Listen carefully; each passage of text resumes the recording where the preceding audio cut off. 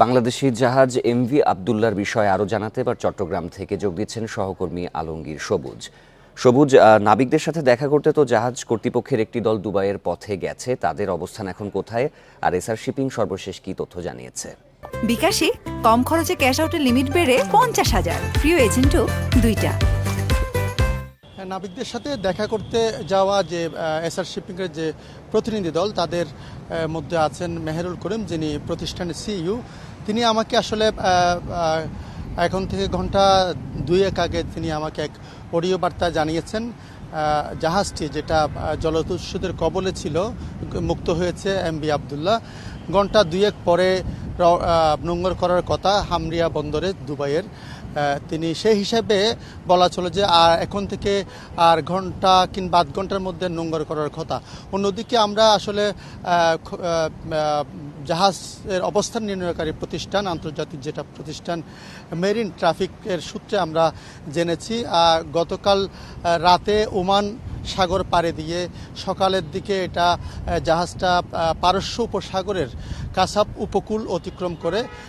তারা বলছে জাহাজের গতি ছিল 9.3 কিলোমিটার ঘন্টায়। সেই হিসেবে তারা স্থানীয় সময়, দুবাইয়ের স্থানীয় সময় 2টার পরে সেটা নোঙর করার কথা বলছে, যেটা বাংলাদেশ সময় 4টার পরে হওয়ার কথা। সব মিলিয়ে আসলে বলা চলে যে এখন থেকে 1 ঘন্টা কিংবা 2 ঘন্টার মধ্যে জাহাজটি এমভি আবদুল্লাহ দুবাইয়ের হামরিয়া বন্দরে নোঙর করবে এবং নোঙর করার পর সেখানে আসলে 1 দিন থেকে 1.5 দিন লাগবে সেটা জেটিতে যেতে, যেটা আমাকে মেহেরুল করিম জানিয়েছেন। 1 দিন পর 1.5 দিন পরে আসলে জাহাজটা জেটিতে যাবে। এরপরে জেটিতে সেটা কয়লা খালাস করবে। কয়লা খালাস শেষে অন্য কার্গো তারা নিবে এবং অন্য কার্গো নেওয়ার পরে যারা নাবিকরা আছেন তাদেরকে নিয়ে এমভি আবদুল্লাহ চট্টগ্রামের উদ্দেশ্যে রওনা হবে। এর ভিতরে আমরা সংবাদে যেমনটা শুনছিলাম যে 2 জন নাবিক যারা আগে চলে আসবেন, তৃতীয় ইঞ্জিনিয়ার এবং স্টুয়ার্ড, তারা বিমান যুগে উড়োজাহাজ যুগে চট্টগ্রাম বিমানবন্দরে আসবেন। মোটামুটি তাদের সময় লাগবে এখানে আসতে, এখন থেকে আরও 25 দিন মতো সময় লাগবে বলে আমাদেরকে মেহেরুল করিম জানিয়েছেন।